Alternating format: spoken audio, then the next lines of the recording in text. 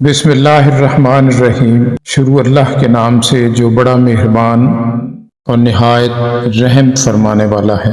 بلغ العلا بکمالہ کشفت الدجی بجمالہ حسنت جمیع خصالہ صلو علیہ وآلہ۔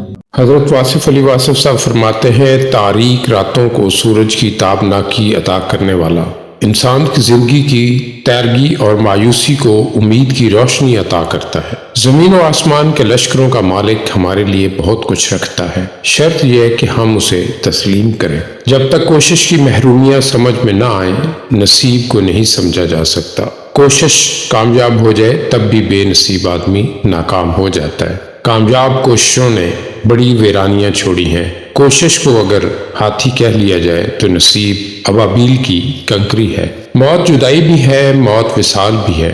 تم نے یہ دیکھنا ہے کہ محبوب کس طرف ہے۔ اگر محبوب دنیا میں رہ گیا تو پھر موت بہت افسوس کی بات، اور اگر محبوب آگے ہے تو موت وصال ہے۔ مشکل وقت اعتماد کرو، بھروسہ کرو، یقین کرو۔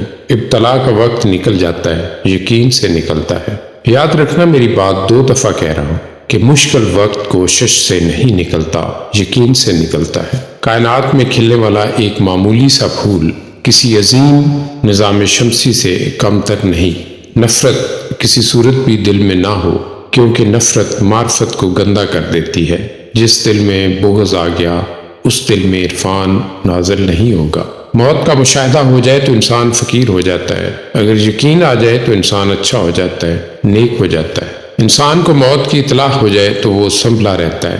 قدم قدم پر، ہر جنازے میں اطلاع ہوتی ہے۔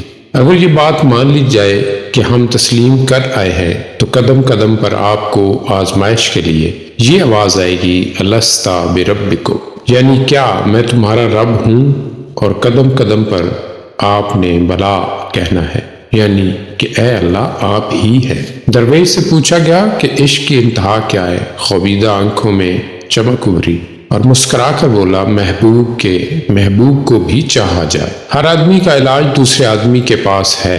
نگاہ کا علاج چہرے میں ہے، اور یہ چہرہ کسی اور کا ہونا چاہیے، اپنا نہیں۔ تو آپ کی نگاہ کا علاج دوسرے کے چہرے میں ہے۔ آپ کے کان کی خوراک دوسرے کی آواز ہے۔ آپ کی محبت کا دعویٰ محبوب ہے، اس لیے آپ اپنے علاوہ کسی اور پر غور کیا کریں۔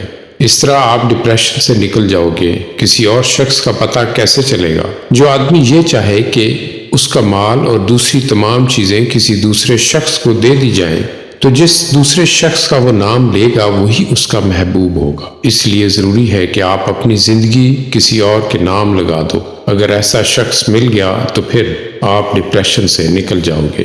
پلاننگ یہ ہے کہ اللہ پر راضی رہنا سیکھو، زندگی پر راضی رہنا سیکھو۔ دوسروں کے عمل سے پریشان نہ ہوا کرو، دوسروں کا کام ہی پریشان کرنا ہے۔ جس نے دوسروں کے عمل کو اپنی پریشانی نہ بنایا وہ آدمی کامیاب ہے۔